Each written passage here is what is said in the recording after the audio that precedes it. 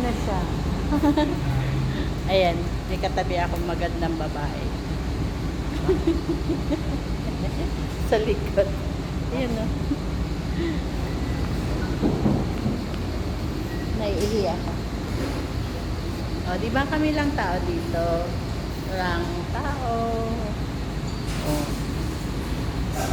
Kami lang.